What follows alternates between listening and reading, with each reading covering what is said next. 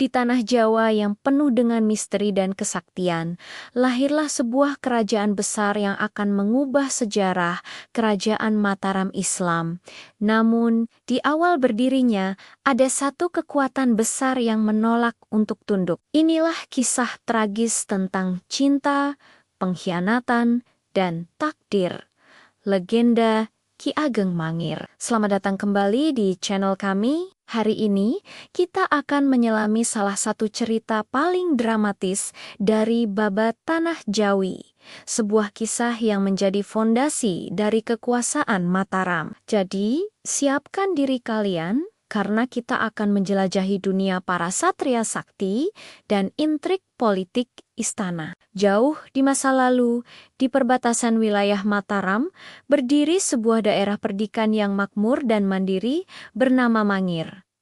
Daerah ini bukan sembarang daerah. Mangir adalah tanah para pemberani yang dipimpin oleh seorang tokoh yang kesaktiannya melegenda. Ki Ageng Mangir Wanabaya. Konon, ia adalah keturunan langsung dari Batara Wisnu, mewarisi kekuatan gaib yang luar biasa. Pusakanya yang terkenal, tombak bernama Baru Klinting, disebut-sebut mampu menandingi kekuatan apapun di tanah Jawa. Di bawah kepemimpinannya, Mangir tumbuh menjadi kekuatan otonom yang disegani. Mereka punya pemerintahan sendiri, tentara sendiri, dan yang terpenting, mereka tidak mau mengakui kedaulatan kerajaan Mataram yang saat itu baru saja berdiri. Bagi Ki Ageng Mangir, tunduk pada Mataram adalah sebuah penghinaan terhadap harga diri dan kemandirian leluhurnya. Sementara itu, di pusat Mataram, seorang raja yang ambisius dan penuh perhitungan sedang membangun kekuasaannya. Dialah Panembahan Senopati, pendiri kerajaan Mataram Islam.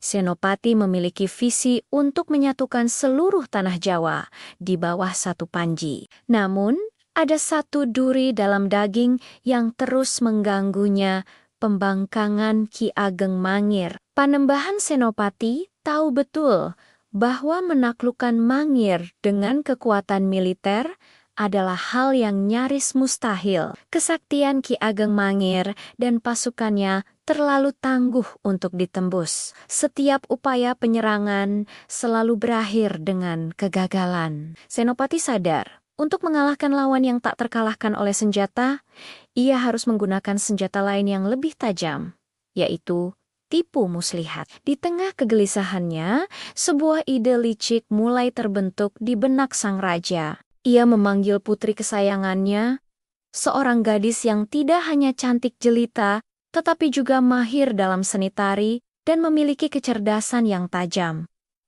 Namanya Putri Pembayun. Senopati memandang putrinya dan berkata, "Anakku, nasib Mataram ada di tanganmu. Pergilah ke Mangir, taklukkan hati pemimpinnya, dan temukan rahasia kelemahannya."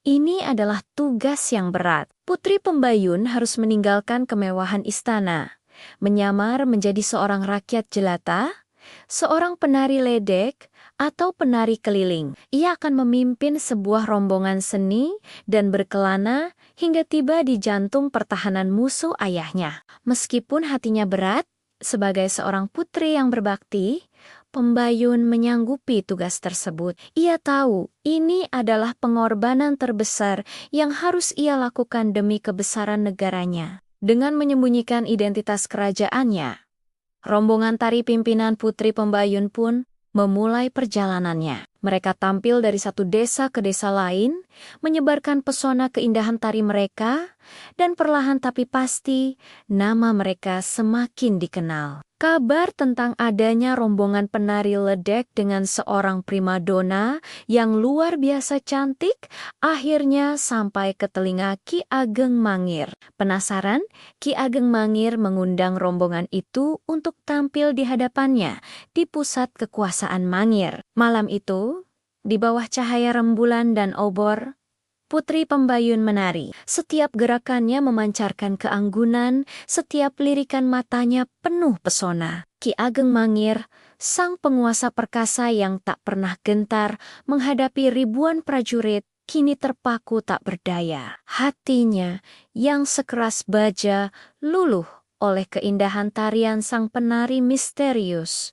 Benih-benih cinta mulai tumbuh di hati Ki Ageng Mangir. Ia merasa telah menemukan belahan jiwanya. Tak butuh waktu lama baginya untuk melamar sang penari. Tentu saja ini adalah bagian dari rencana. Putri Pembayun menerima lamaran itu, dan pernikahan megah pun digelar. Seorang putri Mataram kini resmi menjadi istri dari musuh terbesar ayahnya, tanpa seorang pun di Mangir yang mengetahui kebenarannya. Sebagai istri Ki Ageng Mangir, Putri Pembayun menjalankan perannya dengan sempurna. Ia menjadi istri yang setia dan penuh kasih, namun di balik senyum manisnya, ia tidak pernah lupa akan tugas utamanya. Hari demi hari, ia mencoba mengorek rahasia kesaktian suaminya. Tapi, masalahnya, seiring berjalannya waktu, perasaan Pembayun mulai berubah. Sandiwara yang ia mainkan terasa semakin nyata. Ia benar-benar jatuh cinta pada Ki Ageng Mangir, pria yang seharusnya ia hancurkan.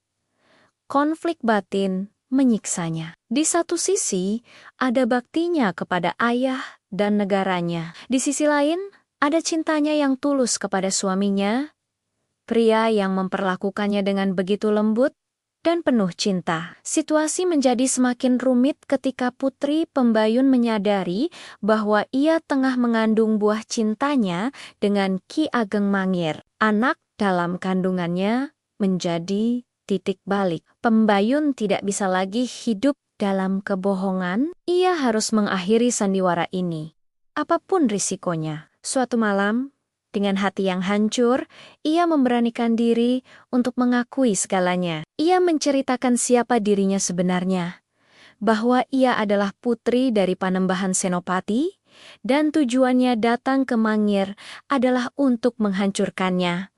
Bagai disambar petir di siang bolong, begitulah perasaan Ki Ageng Mangir.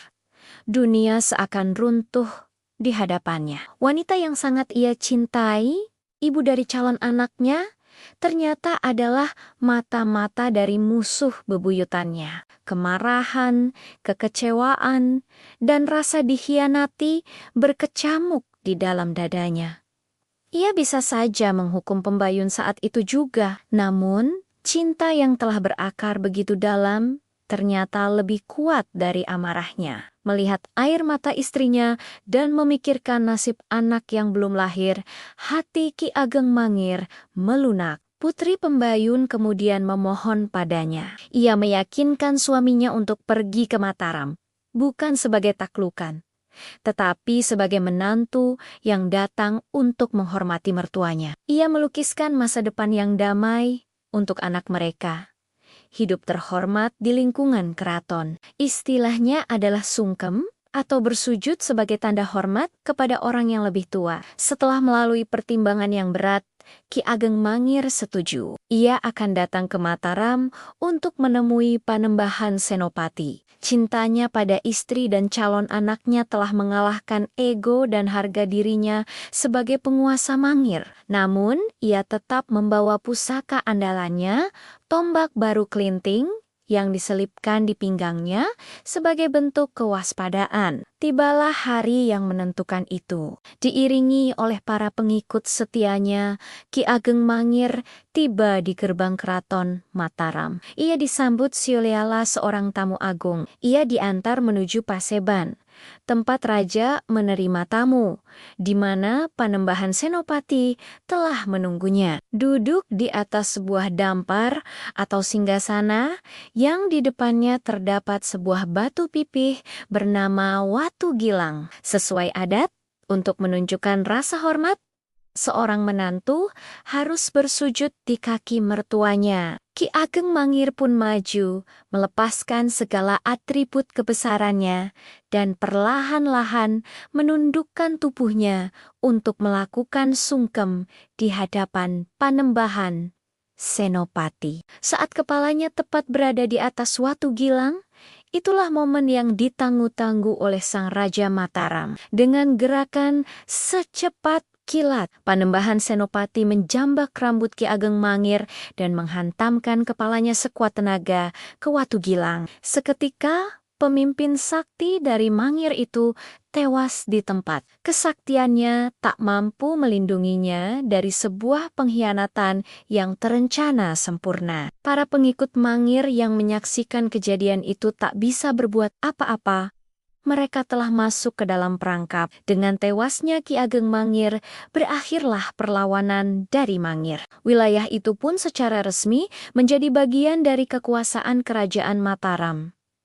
Misi Panembahan Senopati telah berhasil, namun cerita tidak berakhir di situ. Meskipun ia telah membunuh Ki Ageng Mangir, Panembahan Senopati tidak bisa memungkiri fakta bahwa pria itu adalah menantunya, suami dari putri kesayangannya, dan ayah dari cucunya yang akan segera lahir. Ia tidak bisa memperlakukan jasadnya sebagai jasad musuh biasa yang dibuang begitu saja. Maka, diambillah sebuah keputusan simbolis yang sangat unik. Jasad Ki Ageng Mangir dimakamkan di Kompleks Pemakaman Roge Roja, Mataram, di Kota Gede. Namun, makamnya dibuat sangat istimewa. Setengah bagian makamnya berada di dalam tembok kompleks pemakaman, sementara setengahnya lagi berada di luar tembok. Ini adalah sebuah perlambang yang sangat kuat. Setengah bagian di luar melambangkan statusnya sebagai musuh negara, seorang pemberontak yang berhasil ditaklukkan. Namun, setengah bagian di dalam tembok adalah pengakuan bahwa ia adalah bagian dari keluarga keraton, seorang menantu raja. Hingga hari ini, makam unik ini masih bisa kita lihat menjadi saksi bisu dari sebuah kisah cinta dan politik yang penuh darah dan air mata. Legenda Ki Ageng Mangir adalah cerminan abadi tentang betapa rumitnya hubungan antara kekuasaan dan perasaan. Ini adalah cerita tentang bagaimana ambisi politik bisa menggunakan cinta sebagai alat untuk mencapai tujuan, mengorbankan perasaan pribadi demi kepentingan yang lebih besar. Kisah ini mengajarkan kita bahwa dalam perebutan tahta, terkadang tidak ada kawan atau lawan yang abadi. Yang ada hanyalah kepentingan. Apa pendapat kalian tentang kisah ini? Apakah tindakan Panembahan Senopati dapat dibenarkan demi persatuan kerajaannya? Atau apakah ini adalah sebuah pengkhianatan keji yang tidak bisa dimaafkan? Tulis pendapat kalian di kolom komentar di bawah. Terima kasih sudah menonton. Jangan lupa untuk like, share, dan subscribe agar tidak ketinggalan video-video kami selanjutnya yang akan mengupas lebih dalam lagi misteri dan sejarah Nusantara. Sampai jumpa di episode berikutnya.